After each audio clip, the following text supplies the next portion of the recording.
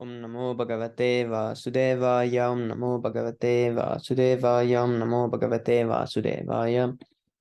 Om Agnanatimirandasya Gyananjana Salakaya Chakshurunmilitam Yena Tasmai Sri Gurave Namaha. Sri Chaitanya Manobhistam Stapitam Yena Bhutale Swayam Rupa Kada Mahyam Dadati Svapadantikam. Vandeham Sri Guru Sri Yutapatakamalam Sri Gurun Vaishnavamscha Sri Rupam Sagrijatam Sagana Raghunatanvitam Tam Sajivam Sarvaitam Savarutam Parijana Sahitam Sri Krishna Chaitanya Devam Sri Radha Krishna Padan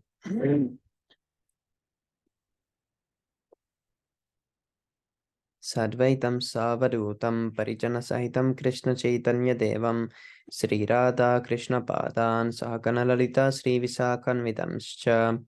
He Krishna Karuna Sindho Dinabandho Jagatpate Gopesha Gopika Kanta Radha Kanta Namostute Namostute तप्त कांचन गौरंगी राधे वृंदावनेश्वरी वृषभानुसुते देवी प्रणमामि हरिप्रिये वंशाकल्पतरुभ्यश्च कृपा सिन्धुभ्यैव च पतितानं पावनेभ्यो वैष्णवेभ्यो नमो नमः।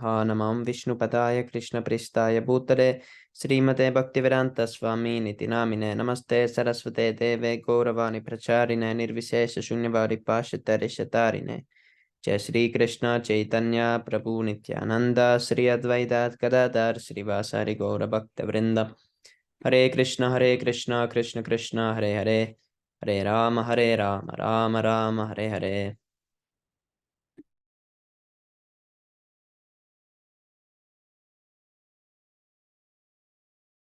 Hare Krishna Prabhu, please accept my humble obeisances. All glories to Srila Prabhupada. Hare Krishna Drona Prabhu, Dandas Pranam, Jai Srila Prabhupada.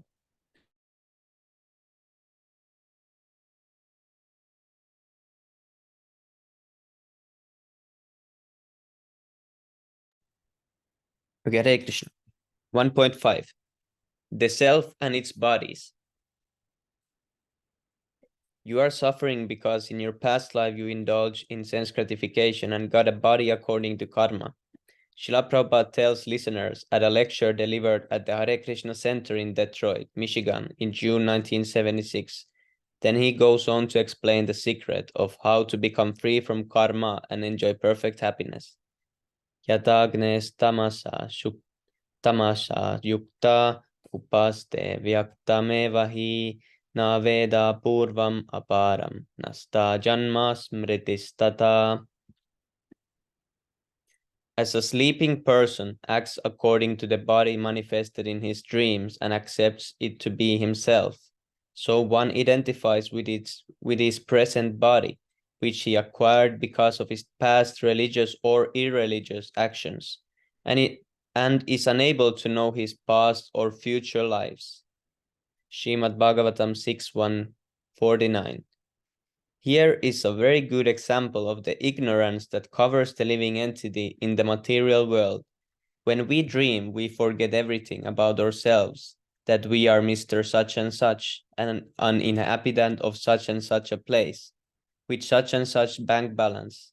Everything is forgotten, and when we awaken, we forget about the dream. But whether we are in the awakened state or the dreaming state, we are seeing our own activities. In the dream, we are the seer, and in the so-called awakened condition, we are also the seer. So we, the spirit soul, who is experiencing, remain the same, but the circumstances change and we forget. Similarly, we cannot remember what we were in our previous life, nor do we know what we are going to be in our next life. But it is a fact that as spirit soul, we are eternal. We existed in the past, we exist at the present time, and we shall continue to exist in the future. Krishna explains this in the Bhagavad Gita 2.12. O Arjuna, you and I, and all these persons who have assembled on this battlefield have existed before, and we shall continue to exist in the future. This is the preliminary understanding in spiritual life, knowing I am eternal. As spirit souls, We do not take birth, nor do we die. Na jayate mriyate va kadachit. We are not finished with the destruction of the material body. Na hanyate hanyamane sharire. Bhagavad Gita 2:20.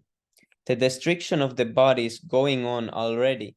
Our childhood body is now destroyed. You cannot find that body. Our youthful body is also destroyed. We cannot find it anymore. And in the same way, our present body will also be destroyed, and we shall get another body. Tata dehantara prapti. When the soul transmigrates, the gross body is lost. The gross body is made of matter, and anything material will eventually be finished. That is the nature of matter. But the spirit soul is never finished. We are changing bodies one after another. Why are there different types of bodies? Because the living entity, the spirit soul, is contacting various modes of material nature, and according to what modes are influencing him, the living entity develops a gross body. So we have acquired our present body because of our past activities. Karmana daivanatrena janturdeho papattaye. Srimad Bhagavatam 3:31:1. One gets a particular type of body according to his past karma or material activities. Nature acts automatically according to our karma. Suppose you contract some disease. Nature will act. You will have to develop that disease and undergo some suffering. Similarly, when we come under the influence of the modes of material nature and perform karmic activities, we must transmigrate from body to body. Nature's law works so perfectly. Now, when we come to the civilized human life, we should ask, why am I suffering? The problem is that because we are under the spell of Maya, illusion, we take suffering to be enjoyment. Maya means that which is not. We are thinking we are enjoying, but actually we are suffering. In this material world, we have to suffer. We suffer on account of the body. Pinching cold, scorching heat, we feel these things on account of the body. Under certain circumstances, we feel pleasure. But in the Bhagavad Gita 2:14, Krishna advises, Matras parsastu kaunteya sitoshna sukha dukkada agama payino nityas tam stitikshasva bharata. Material happiness and distress are caused by the body. They come and go, just like seasonal changes. So do not be disturbed. Try to tolerate them. As long as we are in this material world, happiness and distress will come and go. So we should not be disturbed by them. Our real business is trying for self-realization. That must go on. It must not stop. Self-realization is the goal of human life. Suffering and so-called happiness will go on as long as we have a material body, but we must come to the knowledge that I am not the body, I am a spirit soul. I have gotten this body because of my past activities. That is knowledge. Now a sensible man should consider, since I am a spirit soul and my body is simply a covering, is it not possible to end this process of transmigration from body to body? This is human life, inquiring how to stop the contamination of the material body. Unfortunately, people in the modern so-called civilization do not ask this question. They are mad after gratifying the senses of the body, so they act irresponsibly. As explained in the Srimad Bhagavatam 5:5:4. Nunam pramattah kurute vikarma yad indriya pritaya pranoti nasadu manye yata atmano yam asannapi kleshada asadeha. People who act only for sense gratification are certainly mad, and they perform all kinds of abominable activities. In this way, they ensure their transmigration from body to body perpetually, and thus experience all kinds of miseries. We do not understand that the body is always kleshada. It always gives us pain. For the time being, we may feel some pleasure, but actually the body is a reservoir of pain. Here is a good analogy in this connection. Formerly, when the government officers would want to punish a criminal, they would tie his hands, take him into the middle of a river, and push him down into the river. When he was almost drowned, they would draw him up from the water by his hair and give him a little rest. And then again, they would push him down into the water. That was one system of punishment.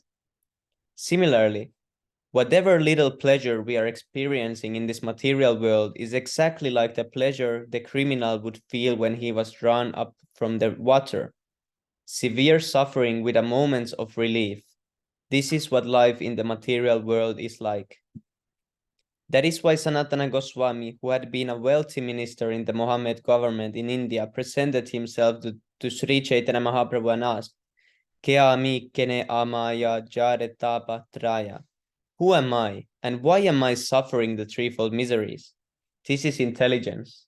We are constantly undergoing some sort of distress, whether caused by the body and mind, inflicted by other living entities, or brought about by natural disturbances.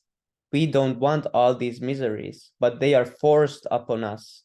So when one accepts a spiritual master, the first question should be, why am I suffering?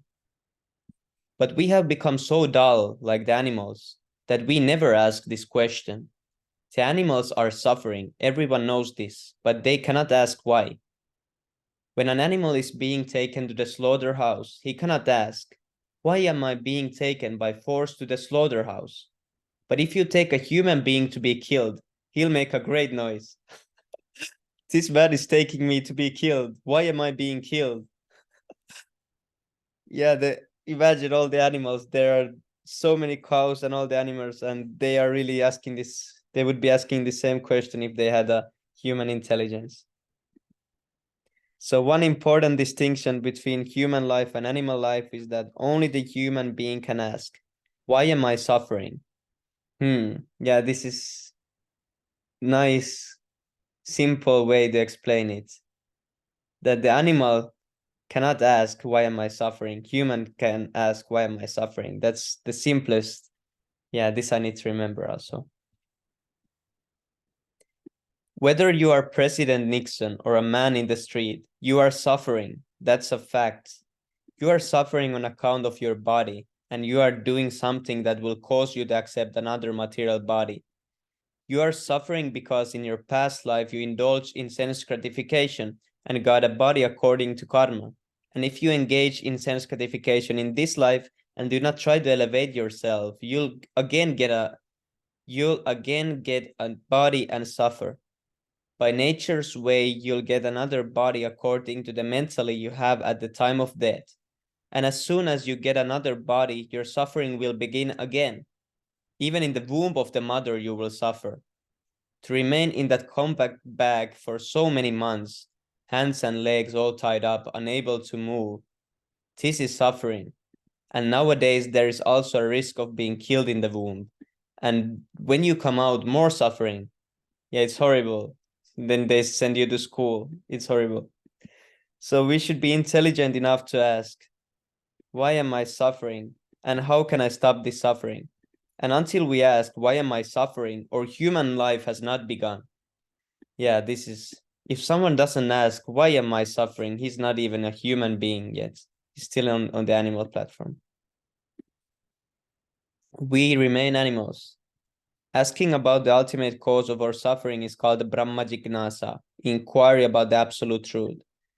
As it is said in the beginning of the Vedanta Sutra, Athato Brahma Jignasa, having attained the human form of life, one should inquire into Brahman, the absolute truth. So we should take advantage of the human form of life. We should not live like animals without any inquiry into the absolute truth, without trying to find out how to stop our miserable material lives. Of course, we are actually trying to stop our own miseries by working so hard in the struggle of existence. Why do we try to get money? Because we think, if I get money, my distress will be mitigated. So the struggle for existence is going on, and everyone is trying to become happy by getting sense gratification. But sense gratification is not real happiness. Real happiness is spiritual happiness, which comes from serving Krishna. That is happiness. Material happiness is simply perverted happiness. Material happiness is like the mirage of water in the desert. In the desert, there is no water, but when a thirsty animal sees the mirage of water in the desert, he runs after it and dies.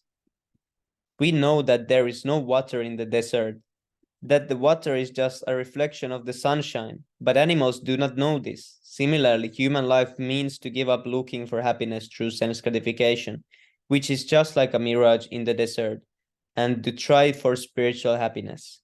We can awaken to this higher happiness simply by chanting Hare Krishna Mahamantra, Hare Krishna, Krishna Krishna, Hare Hare, Hare Rama, Rama Rama, Hare Hare.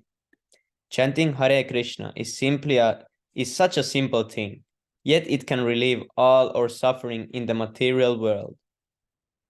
Our suffering is caused by the many dirty things within our hearts. We are just like a criminal who has dirty things within his heart. He thinks, if I get such and such thing, I'll be happy. And at the risk of his life, he commits a crime. A burglar, a thief, knows that if he is captured by the police, he'll be punished, but still he goes and steals. Why? Nunam pramatta. He has become mad after sense gratification, that's all. So we have to purify our hearts of our dirty desires, which are forcing us to act for sense gratification and suffer. And in this age, the purification is very, very easy. Just chant Hare Krishna, that's all. This is Chaitanya Mahaprabhu's contribution. Cheto Darpana Marjanam Bhava Mahadavagni Nirvapanam. Chaitanya Charitamrita Anjalila 2012. If you chant the Hare Krishna mantra, you will be relieved of the suffering caused by transmigrating perpetually from body to body. Chanting is such a simple thing. There is no question of caste, creed, nationality, color, social position. No, by the grace of God, everyone has a tongue and ears. So everyone can chant Hare Krishna, Krishna Krishna, Hare Hare, Hare Rama, Rama Rama, Hare Hare. Just chant Hare Krishna and be happy. Thank you very much. Haribol, what an amazing chapter this was.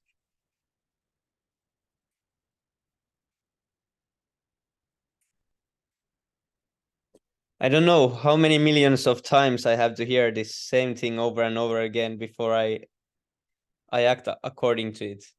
It's easy to hear and accept by hearing, but when are we gonna act according to it? I was just thinking about the same thing. Like it's so simple, and it's like always told the same thing. Just chant. No, why am I suffering? What did I do wrong? Yes, Prabhu. And this thinking that there is still maybe something in this material happiness that we maybe haven't seen, or it's just like trying to fight the drop of water in the desert, and still we see this, and still new day comes and we forget again. We try again. Maybe if I do this, or maybe if I do it differently, maybe. Yeah, it's crazy.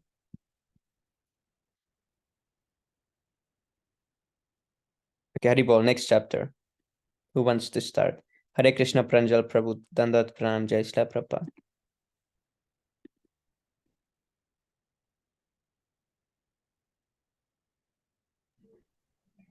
I can start.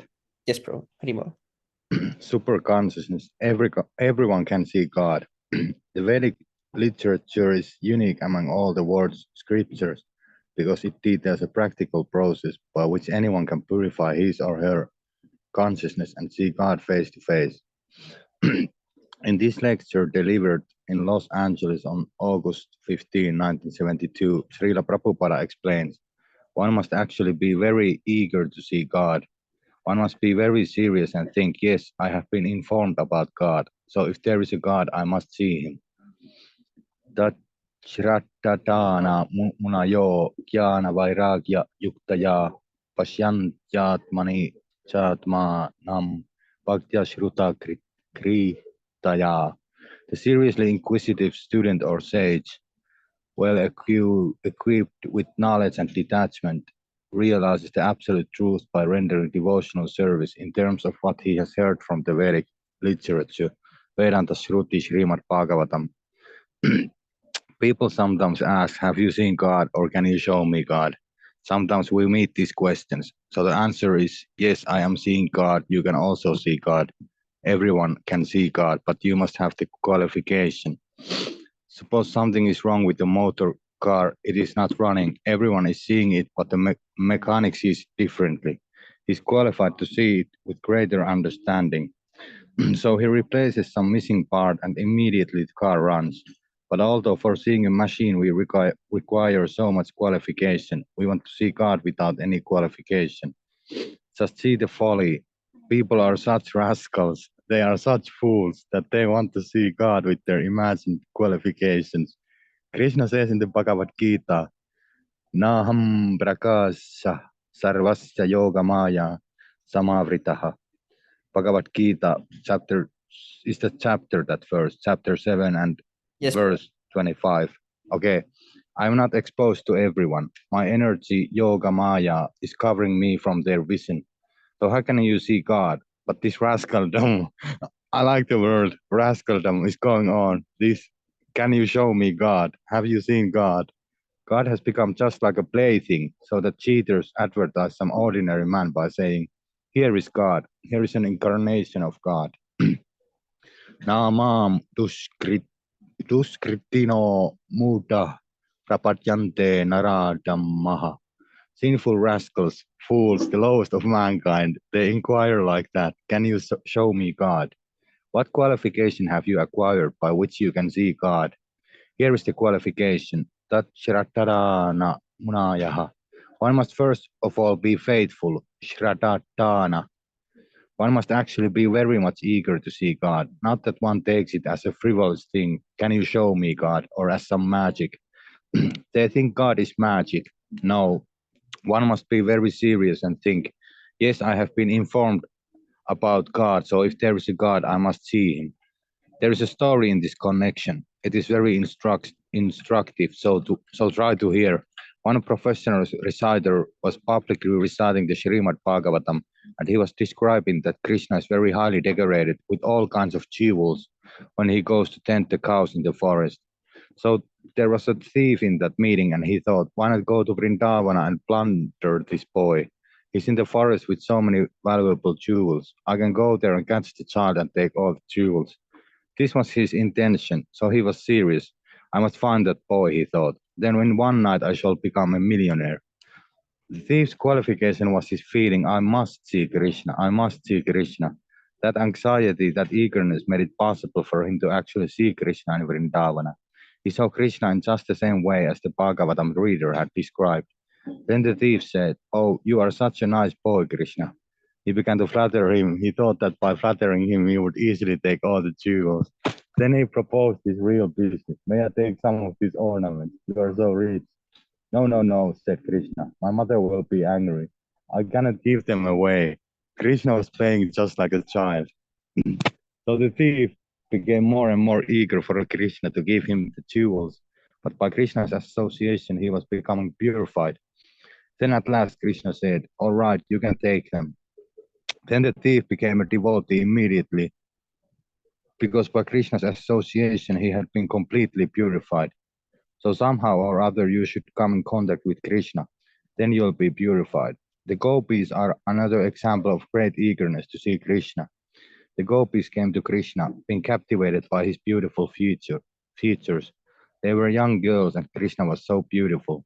Actually, they were lusty when they came to Krishna, but Krishna is so pure that they became first-class devotees. There is no comparison to the gopis' devotion, because they loved Krishna with heart and soul. That is the qualification. They loved Krishna so much that they didn't care for family or reputation when they went out in the dead of night. Krishna's flute was sounding and they were all fleeing their homes. Their fathers, their brothers, their husbands all said, where are you going? Where are you going in this dead of night? But the gopis didn't care. They neglected their children, their family, everything. Their only thought was, we must go to Krishna.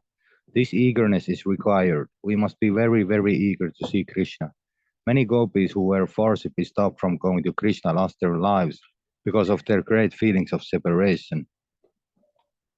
So this eagerness is wanted, then you can see God. Whether you are a lusty or a thief or a murderer or whatever it may be, somehow or other you must develop this eagerness, this desire, I must see Krishna. Then Krishna will be seen. The first thing Krishna is looking for is how eager you are to see him. Krishna will respond if you are actually eager to see Krishna. Whether you are lusty or you want to steal his ornaments or some way or other you have become attracted to Krishna, then it is sure your efforts will be successful. But you must desire Krishna only. In this connection, Rupa Goswami has written a verse. Smeram Pangitraya Parichitam Sachi Vistirna Drishtim Vamsinyastadara Kishalayam Uchvalam Chandrakena Kavindakam Haritanum Ita Keshi Tirto Pakante Ma Prekshistas Sakhe Pando Sangesti Rangaha. The idea is that one gopi is advising another gopi. My dear friend, there is one boy, his name is Govinda. He's standing on the bank of the Yamuna near the Keshi Gata and he's playing on his flute. He's so beautiful, especially during this full moon night. If you have any intentions to enjoy this material world with your children, husband, or other family members, then please do not go there. Pangitraya, Krishna always stands in a three-curved way with his flute. That is Krishna's Tripanga form, bending in three places. So the one gopi says to the other, if you think that you'll enjoy your life more in this material world, then do not go to see Krishna, do not go there. The idea is that if you once see Krishna, then you'll forget all this nonsensical materialistic enjoyment. That is seeing Krishna. When Dhruva Maharaja saw Krishna, he said, Swamin Kritartos Mivaram na yaje.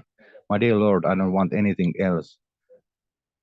Dhruva Maharaja went to see Krishna to get the kingdom of his father, and when he saw Krishna, Krishna offered, now, whatever benediction you want, you take. Dhruva said, my dear Lord, I no longer have any desire. That is seeing Krishna. So if you're eager to see Krishna, regardless of whatever motive you have, somehow or other, due to your eagerness, you'll see Krishna.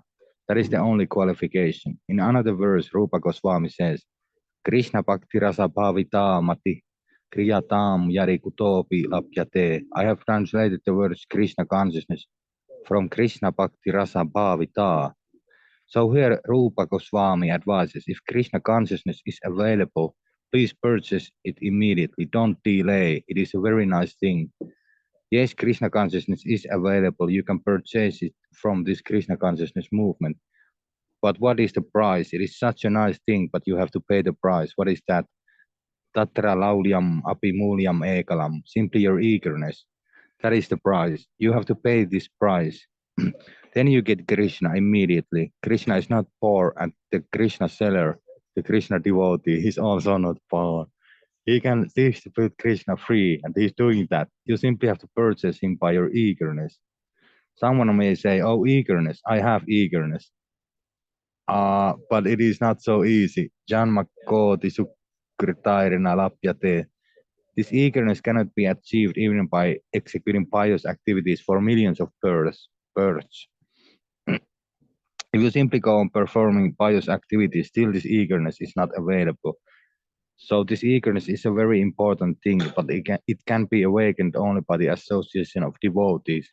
Therefore, we are giving everyone a chance to invoke that eagerness, then you'll see God face to face. This life is meant for seeing Krishna. It is not meant for becoming dogs and hogs. Unfortunately, the whole modern civilization is training people to become dogs and hogs. It is only this institution, this Krishna consciousness movement, that is teaching people how to see Krishna. It is so important. Tat Sraddhadana Munayo Jnana Vairagya Yuktaya. By eagerness, you'll automatically be enriched with knowledge and detachment. Knowledge does not mean now we have discovered this atomic bomb. That is not knowledge. What knowledge is that? People are already dying and you have discovered something that will accelerate death. But we are giving knowledge to stop death. That is Krishna consciousness. That is knowledge. Jnana Vairagya Yuktaya. And as soon as you get this knowledge, automatically you become detached from all this nonsensical materialistic happiness. Thank you very much. Thank you, Prabhus. Ribo, what an amazing chapter also.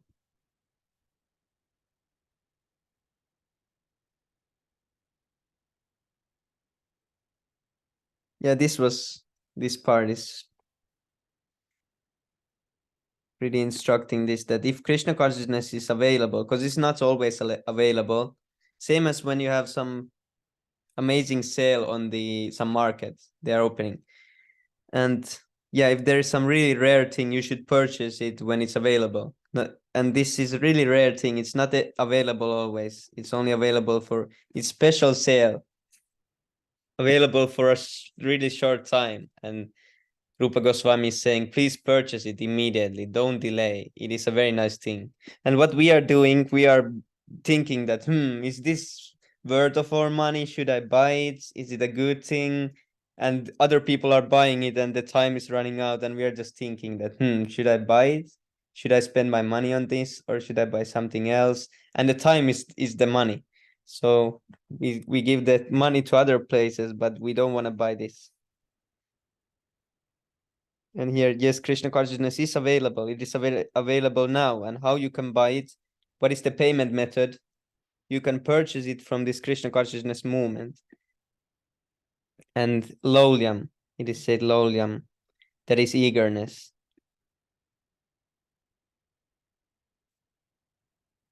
Haribo, how long is this chapter? Okay, we can read it also.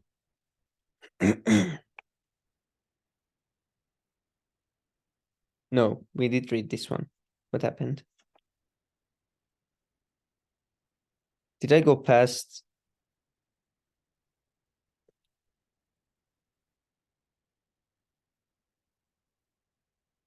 Oh yeah, we read this.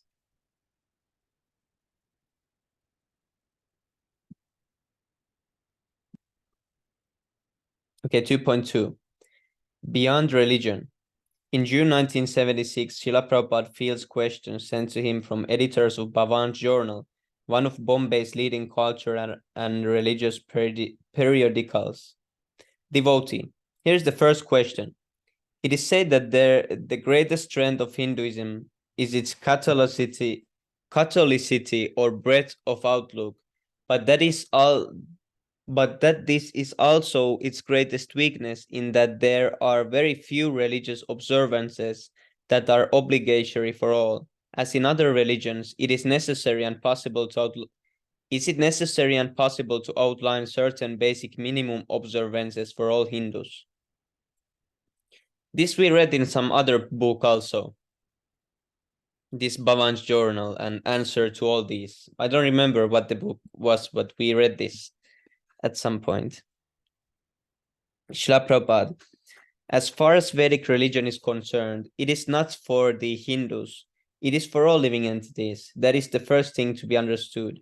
Vedic religion is called Sanatana Dharma, the eternal occupation of the living entity. The living entity is Sanatana, eternal, occupation of the... Oh.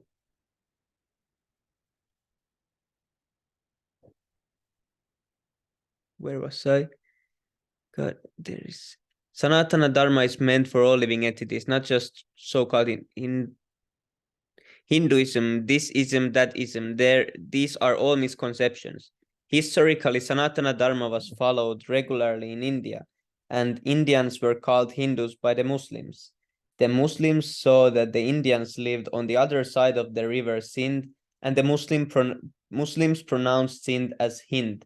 Therefore, they called India Hindustan, and the people who lived there Hindus. But the word Hindu has no reference in the Vedic literature, nor does so-called Hindu Dharma. Now that Sanatana Dharma or Vedic Dharma is being distorted, not being obeyed, not being carried out properly, it has become to be known as Hinduism. But that is freak understanding. That is not a real understanding. We have to study Sanatana Dharma as it is described in the Bhagavad Gita and other Vedic literatures. Then we'll understand what Vedic religion is. To a devotee, read from the 11th chapter of Bhagavad Gita, 18th verse.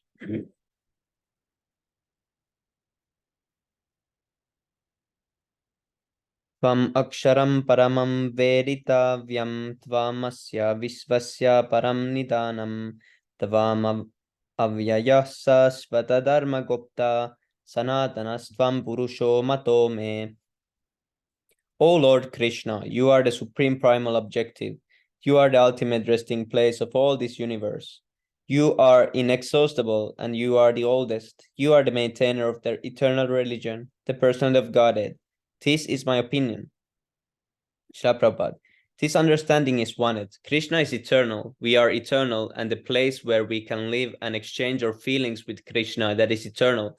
And the system that teaches this eternal process of reciprocation, that is Sanatana Dharma, which is meant for everyone, devotee. So what would be the daily prescribed religious observances followed by one who is aspiring for this Sanatana Dharma? What would he do? The complaint is that within Hinduism, or let's say Sanatana Dharma, there is such a breadth, there is so much variegatedness in different types. Prabhupada, why do you go to the variegatedness? Why don't you take the real purpose of religion from Krishna? Krishna says Bhagavad Gita 1866, Sarva dharman parityagya mamekam sharanam raja. Give up all other so-called dharmas and just surrender to me.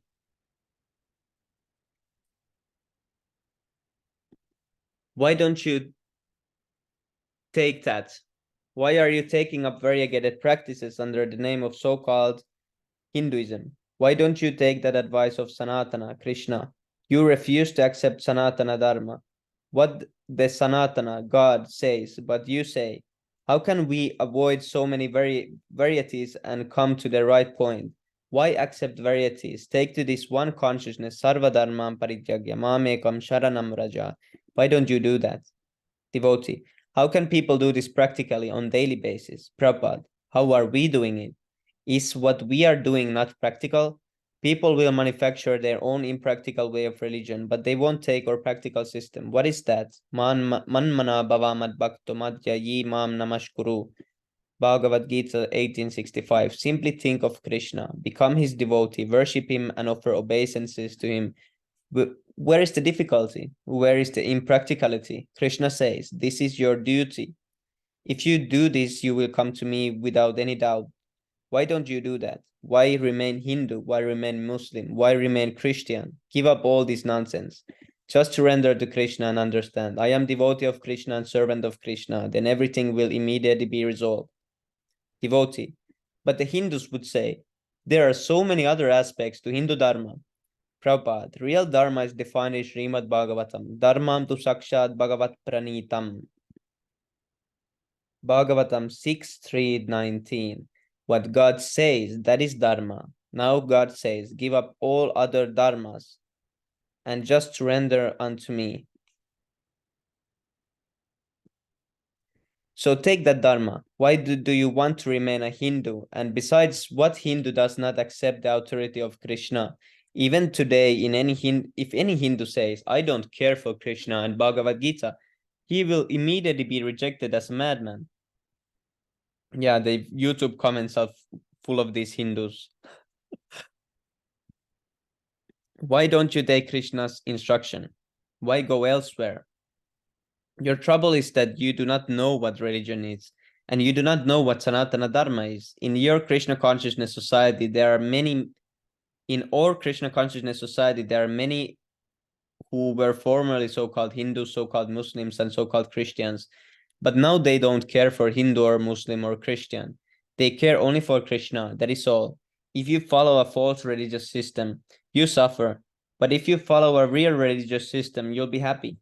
Unfortunately, the Indian people gave up the real religious system, Sanatana Dharma or Varnashrama Dharma, and accepted a hodgepodge thing called Hinduism.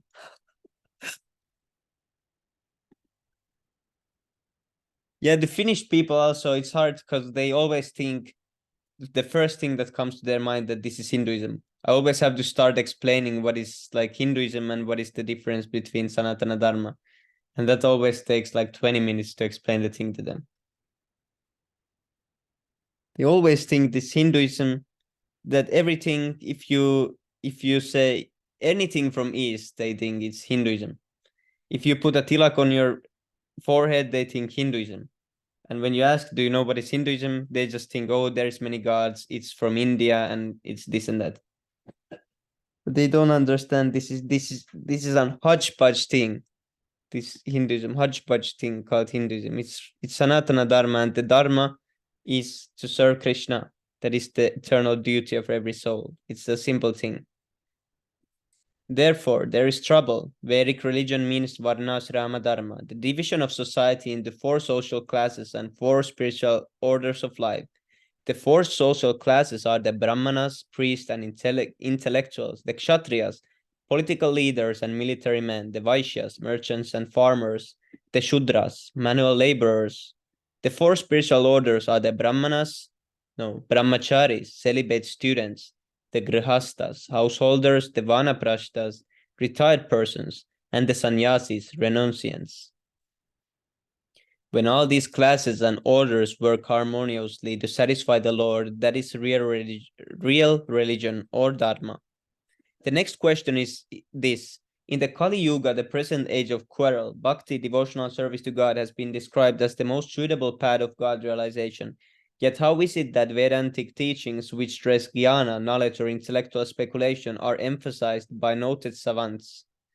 The so-called Vedantists are cheaters. They do not know what the Vedanta is, but people want to be cheated, and the cheaters are taking advantage of them. The word Veda means knowledge, and Anta means end. So the meaning of Vedanta is the ultimate knowledge. And the Vedanta Sutra teaches this. A sutra is an aphorism. In a few words, a big philosophy is given. The first aphorism in the Vedanta Sutra is Atado Brahma Jignasa. Now in the human form of life, one should inquire about Brahman, the absolute truth. So the study of the Vedanta Sutra begins when one is inquisitive about the absolute truth. And what is that absolute truth? That is answered in a nutshell in the second aphorism, Janma Jasya Yata, 111 Bhagavatam. Brahman is the origin of everything, so Brahman is God and the origin of everything. And all Veda or knowledge culminates in him. This is confirmed by Krishna in Bhagavad Gita 15:15. Vedascha sarvar aham eva vedya. The purpose of all the Vedas, all books of knowledge, is to search out me. So the whole Vedanta Sutra is a description of the Supreme Person of Godhead. But because in this Kali Yuga, people will not be able to study Vedanta Sutra nicely on account of a lack of education, Srila Vyasadeva personally wrote a commentary on the Vedanta Sutra. That commentary is Srimad Bhagavatam, Bhashyam Brahma Sutranam Garuda Puranam. It is Sutranam, Garuda Purana, it is said, Artoyam Brahma Sutranam Bharat Artha Vinirnaya Gayatri Basya Ruposau Vedartha Paribramhita Grantosta Dasha Shahasra Srimad Bhagavata Bidaha. Srimad Bhagavatam. The Srimad Bhagavatam is the authorized explanation of Brahma Sutra, and it is a further explanation of Mahabharata. It is the expansion of the Gayatri Mantra and the essence of all Vedic knowledge. This Srimad Bhagavatam, containing 18,000 verses, is known as the explanation of all Vedic literature.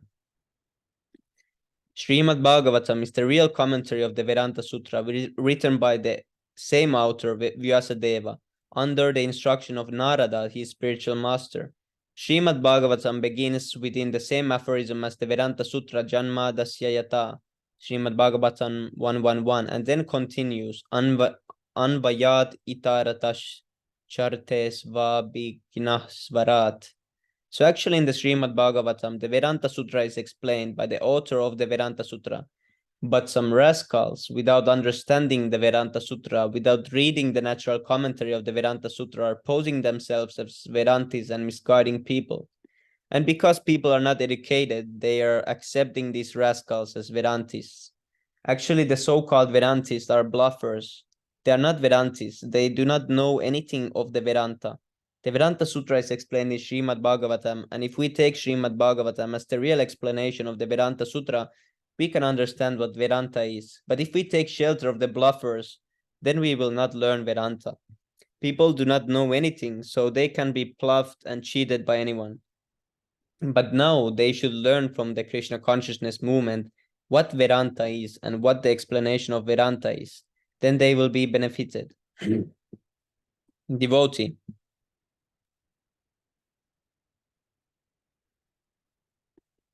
Generally, those who follow the impersonalist commentary on the Vedanta Sutra are concerned with liberation from the miseries of material world. Does Srimad Bhagavatam also describe liberation? Srila Prabhupada. Yes, since Srimad Bhagavatam is the real commentary of the Vedanta Sutra, we find this verse describing liberation in this age. Kaler dosha niderajan astihye ko mahan guna kirtana deva krishnasya muktasanga puram param vrajet. In this Kali Yuga, which is an ocean full of faults, there is one benediction. What is that? One can become liberated simply by chanting the Hare Krishna mantra. That is real Vedanta, and actually it is happening. What is this verse?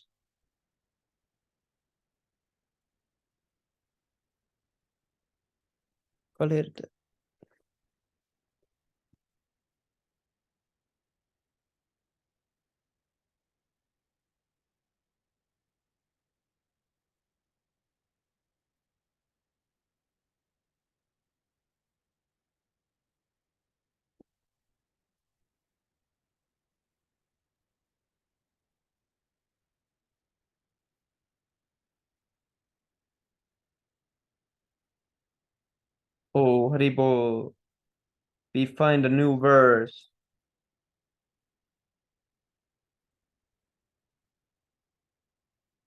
This finding new verses is like collecting something nice. You know, there's people that do collections. Some people collect Pokemon, some collect some Duel Master cards, some collect some postmarks. So I collect verses, and when I find a new verse, it feels like finding something amazing.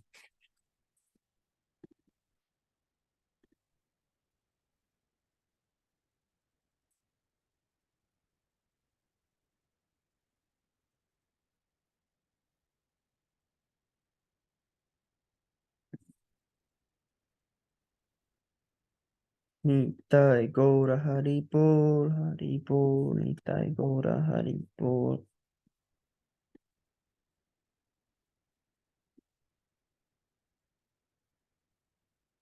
Yeah, it's directly said Kirtana Deva Krishnasya.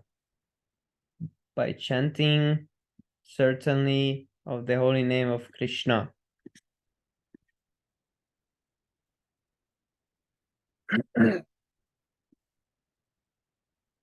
And let's also post it in the group. Haribo. Devotee, are you saying that the conclusion of the Vedanta Sutra and the conclusion of Srimad Bhagavatam are one and the same? Bhakti. Prabhupada, yes. Devotee, but how does Bhakti tie in to the conclusions of Vedantic knowledge or wisdom? Here it says that Bhakti is the most suitable and easiest part of God realization, but it is also said that the Vedantic teachings stress jnana or knowledge. Is that a fact? Prabhupada, what is jnana? What is explained by Lord Krishna in Bhagavad Gita 7:19?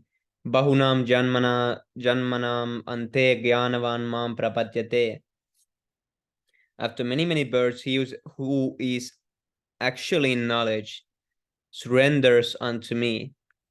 So unless one surrenders to Krishna, there is no jnana. This impersonalistic jnana is all nonsense. The impersonalists are passing themselves off as jnanis, but they have no knowledge at all.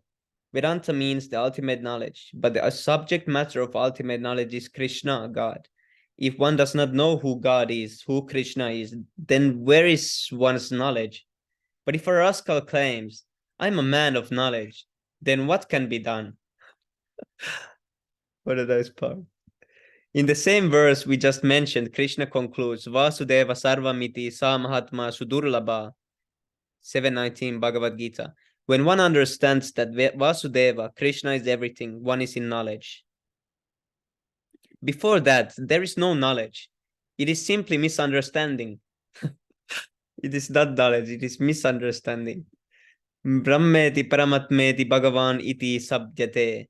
One may begin by searching out impersonal Brahman by the speculative method, and then one may progress to realization of Paramatma, the localized aspect of the Supreme. That is the secondary stage of realization. But the final stage is understanding the Supreme Person of Godhead, Krishna. So if you do not understand Krishna, where is your knowledge? Halfway knowledge is not knowledge. We want complete knowledge. And that complete knowledge is possible by the grace of Krishna through Bhakti, through Bhagavad Gita. Devotee. Can I ask the next question, Srila Prabhupada?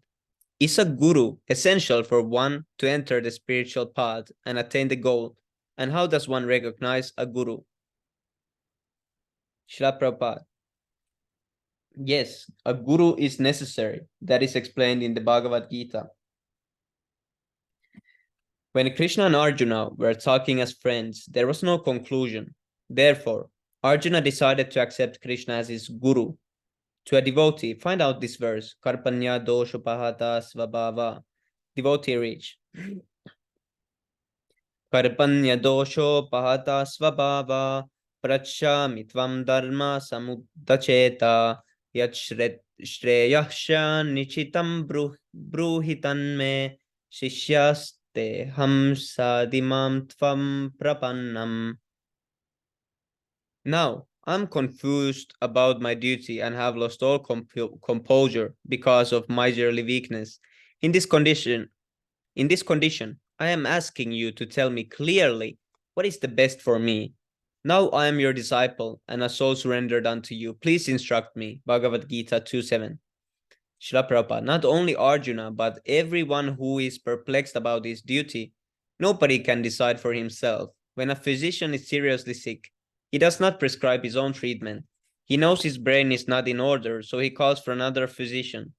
Similarly, when we are perplexed, bewildered, when we cannot reach any solution, at that time the right person to search out is the guru. It is essential, you cannot avoid it. It is essential, you cannot avoid it.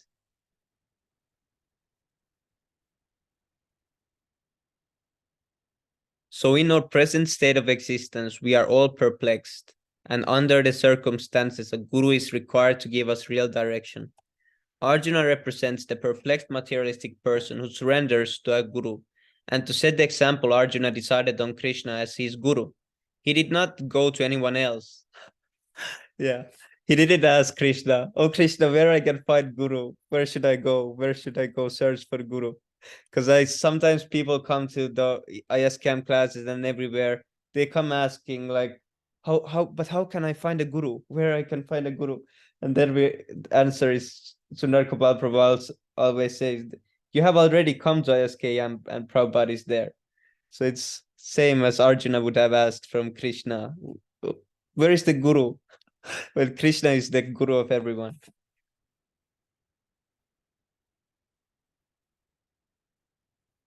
That the mission of the Krishna consciousness movement is to get everyone to accept Krishna as guru. That is our mission. We don't say, I am Krishna. We never say that. We simply ask people, please abide by the orders of Krishna.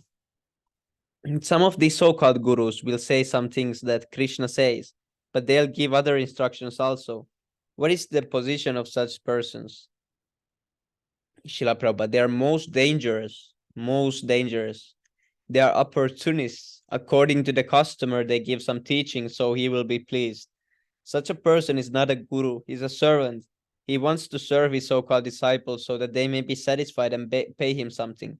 A real guru is not a servant of his disciples, he is their master. If one becomes a servant, he wants to please the disciples by flattering them to get their money. Then he's not a guru. A guru should also be a servant, yes, but a servant of the Supreme. The literal meaning of the word guru is heavy. Yes, this also. I had again forgotten this thing. Always I need to remember this. That the word of guru is heavy. They want a soft guru, but the guru word means heavy, so how can they? That's weird. Heavy with knowledge and authority, because his knowledge and authority comes from Krishna. You cannot utilize the guru for satisfying your whims. Krishna says, Sarva dharmam parityagya mamekam sharanam raja. Bhagavad Gita 1866. Abandon all varieties of religion and just surrender unto me. And when we say the same thing, surrender to Krishna, give up all other ideas of so-called dharma religiosity. We don't say, I am the authority. No, we say, Krishna is the authority and you should try to understand him. Krishna, that is the Krishna consciousness movement. Ribol. Sarva dharmam parityagya mamekam sharanam raja. This verse is actually the most referenced verse that Prabhupada used the most, this verse, Sarva dharmam parityagya mamekam sharanam raja. It is the most repeated verse and the most important one.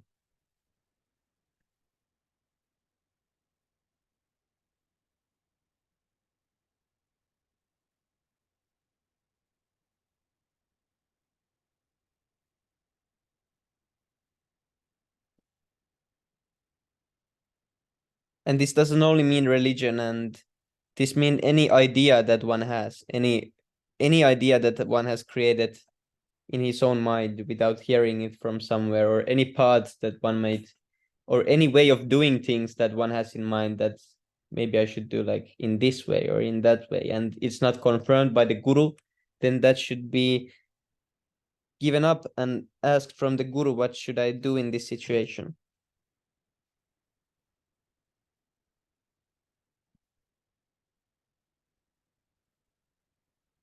Haribol, Haribol.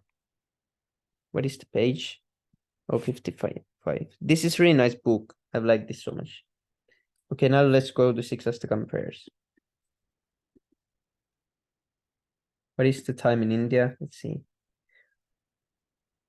Oh, it's just 10. Not too much.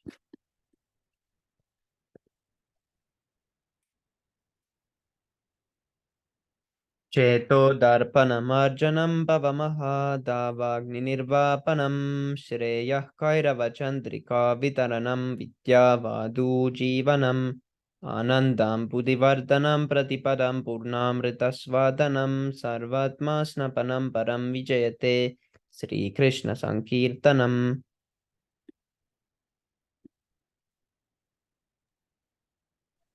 Nam namakari pahudani cha sarva shaktis tatrarpitani yamita smaranena kalaha etatri tava kripa pagavan mamapi durdaivam itrisam ihajani nanuragaha.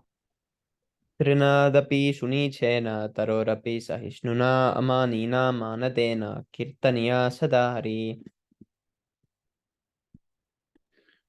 Nadanam nachanam nasundarim kavitam va jagadisa kamaye mamajan manichan manishware pavatat bhaktir ahaitukit vayi.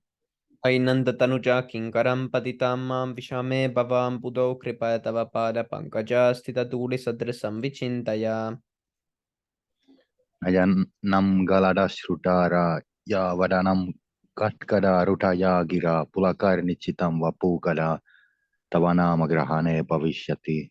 Yugaitam Nimeshena Chakshusha Pravirshaitam Shunyaitam Jagat Sarvam Govinda Virahename. Aslisya vapadaratam pinastumam adarsanan marmahatam karotuva yata tatava vidadatu lampato matprananatas eva napara. Haribol, glory to the Sri Krishna Sankirtan, which cleanses the heart of all the dust accumulated for years and extinguishes the fire of conditional life of repeated birth and death. This Sankirtan movement is the prime benediction for humanity at large because it spreads the rays of the benediction moon. It is the life of all transcendental knowledge. It increases the ocean of transcendental bliss, and it enables us to fully taste the nectar for which we are always anxious. O my Lord, your holy name alone can render all benediction to living beings, and thus you have hundreds and millions of names, like Krishna and Govinda. In these transcendental names, you have invested all your transcendental energies. There are not even hard and fast rules for chanting these names. O my Lord, out of kindness you enable us to easily approach you by your holy names, but I am so unfortunate that I have no attraction for them. One should chant the holy name of the Lord in a humble state of mind, thinking oneself lower than the straw in the street. One should be more tolerant than a tree, devoid of all sense of false prestige, and should be ready to offer all respect to others. In such a state of mind, one can chant the holy name of the Lord constantly.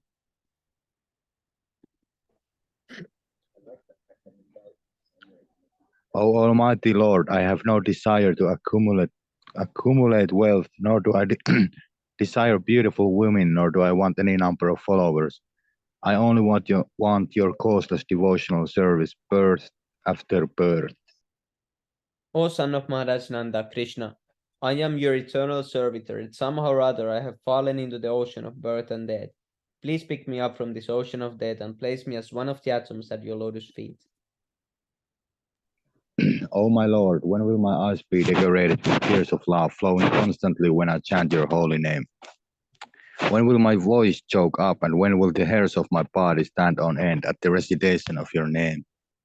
O Govinda, feeling your separations, I'm considering a moment to be like 12 years or more. Tears are flowing from my eyes like torrents of rain, and I'm feeling all vacant in the world in your absence.